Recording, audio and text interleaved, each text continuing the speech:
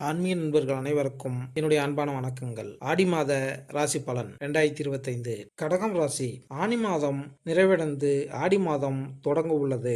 சந்திரன் வீட்டுக்கு சூரியன் வரும் இந்த அற்புதமான ஆடி மாதத்தில் கடகராசிக்காரர்களுக்கு கிடைக்கும் பலன்கள், வழிபட வேண்டிய தெய்வங்கள், கவனமாக இருக்க வேண்டிய விஷயங்கள் குறித்து இந்த பதிவில் காணலாம். ஜோதிட சாஸ்திரத்தின்படி ஒவ்வொரு கிரகங்களும் குறிப்பிட்ட கால இடைவெளியில் ஒரு ராசியிலிருந்து இன்னொரு ராசிக்கு இடப்பெயர்ச்சியாவது வழக்கம்.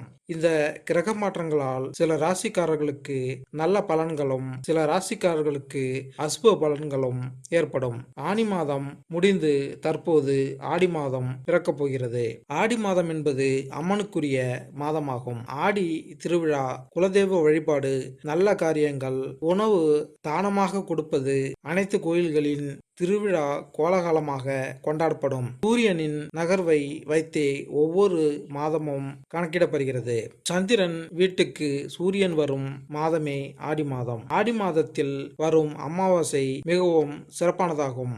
இந்த ஆடி மாதத்தில் கடகராசிக்காரர்களுக்கு கிடைக்கும் நல்ல பலன்கள், மேன்மைகள், கவனமாக இருக்க வேண்டிய விஷயங்கள் குறித்து இந்த பதிவில் காணலாம். கடகராசிக்காரர்களுக்கு இந்த மாதம் தொடக்கத்தில் உங்கள் ராசிநாதன் சந்திரன் பாக்கியஸ்தானத்தில் இருக்கிறார். உங்களின் முயற்சி ஸ்தான அதிபதி புதன் ராசியிலேயே அமர்ந்துள்ளார். கூடவே நம்பிக்கையை அள்ளி கொடுக்கும் சூரிய பகவானும் ராசியிலேயே இருக்கிறார். இது அற்புதமான பலன்களை கொடுக்கும். தைரியம், தன்னம்பிக்கை அதிகரிக்கும். குடும்பம், உங்களின் முயற்சிகள் ஒவ்வொன்றாக நல்லபடியாக நிறைவேறும். மனதில் இருந்த சஞ்சலங்கள் நீங்கி சற்று தெளிவடைவீர்கள். கடந்த காலங்களில் இருந்த சிக்கல்களுக்கு சற்று தீர்வு கிடைக்கும். உங்களின் புத்திசாலித்தனத்தால் தெளிவாக திட்டமிட்டு அனைத்து காரியங்களிலும் வெற்றி பெறுவீர்கள். கேது பகவானால் ஞானம், நல்ல அனுபவங்கள் கிடைக்கும். குடும்ப உறவுகளால் ஆதாயம், மகிழ்ச்சி உண்டு. பணம் வரவு நன்றாக இருக்கும். உத்தியோகம், தொழிலில் உயர்வடைவீர்கள். லாபம் சிறப்பாக இருக்கும். சுப உறவுகள் ஏற்படும். சுக்கிரன் வலிமையடைந்து 11ஆம் இடமான லாபஸ்தானத்தை பார்க்கிறார். நிலம், புதிய வீடு புனரமைப்பு செய்வதற்கான வாய்ப்புகள் உள்ளது. வண்டி வாகனங்கள் வாங்குவதற்கான வாய்ப்பும் உள்ளது. குலதெய்வத்தின் அருள் அற்புதமாக உள்ளது. குழந்தைகள், வீட்டில் அடுத்தடுத்து நல்ல காரியங்களில் மகிழ்ச்சி பொங்கும். குழந்தை பாக்கியம் இல்லாதவர்களுக்கு குழந்தை பாக்கியம் கிடைக்கும். குழந்தைகளின் கல்வி, வேலைவாய்ப்பில் நல்ல முன்னேற்றம் காணப்படும். காரியங்களில் இருந்த தடைகள் விலகும். நல்ல உத்தியோகம் தேடுபவர்களுக்கு எதிர்பார்த்தபடி நல்ல வேலைவாய்ப்புகள் கிடைக்கும்.